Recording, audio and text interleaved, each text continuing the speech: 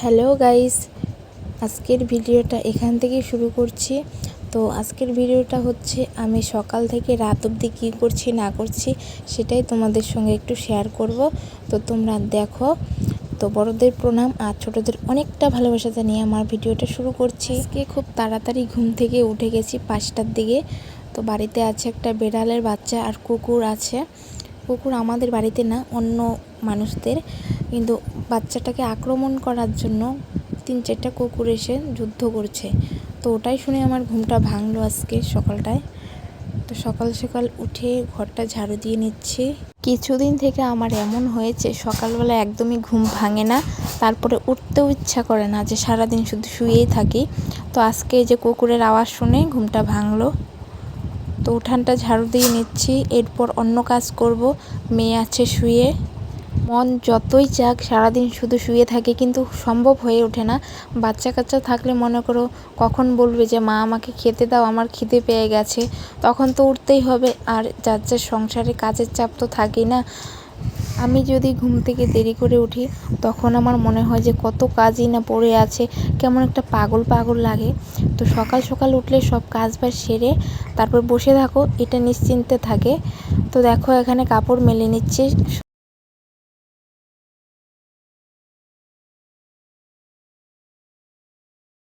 আর ওয়েদারটা এমন হয়, দিনের বেলা অন্ধকার হয়ে যায়, যেমন এখনই বৃষ্টি নেমে যাবে, কিন্তু না, 2-1 ফোঁটা পরে বাস হয়ে গেছে বৃষ্টি। আর একটু পরে পরে কাপড় তোলো, আবার দাও, এই আমার ডিউটি। কাজ বাস হয়ে গেছে। এই দেখো আমার মাতা যে দেখি বসে আছে। মা, তুমি উঠে আছো? তোমার ঘুম হয়ে গেছে? হ্যাঁ, এভাবে আছো কেন? কি জানি ভাবছে। কি ভাবছো তুমি? হ্যাঁ, এদিকে কি ভাবছো?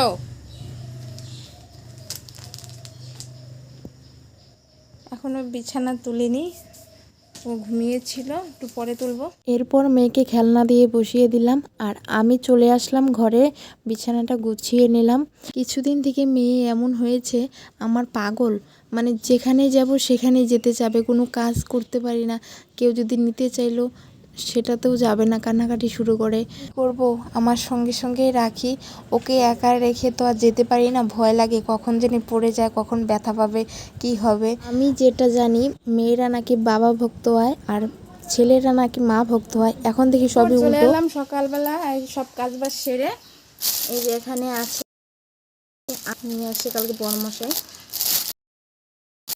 দিয়ে খাওয়া হবে। তো এখানে ছেলে সকাল সকালে গাড়ি নিয়ে খেলা করে, বাজে অভ্যাস একটা। এই দেখো ম্যাডাম, খাবা? ও বাবা ডাকতেছে, তুমি কাকে ডাকো?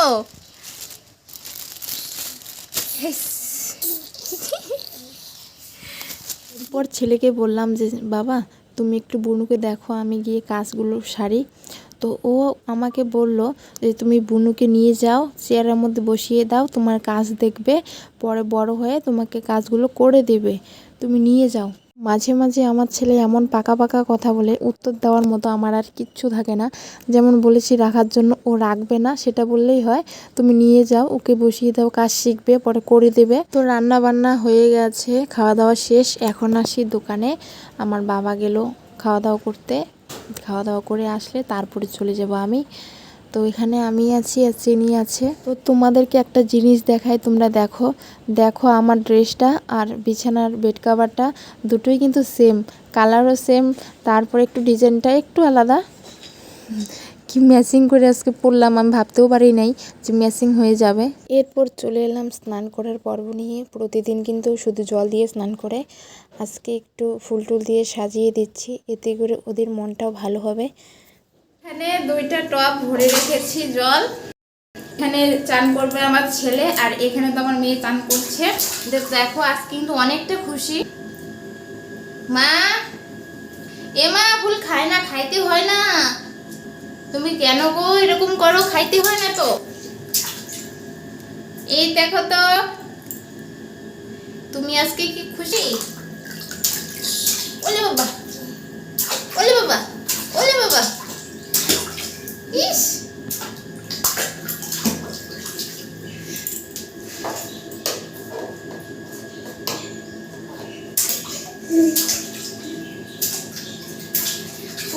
চান করতে পারবে না, তার জন্য বাড়িতেই দেখো টবের মধ্যে জল ভরে দিয়েছে, এখানেই চান করছে,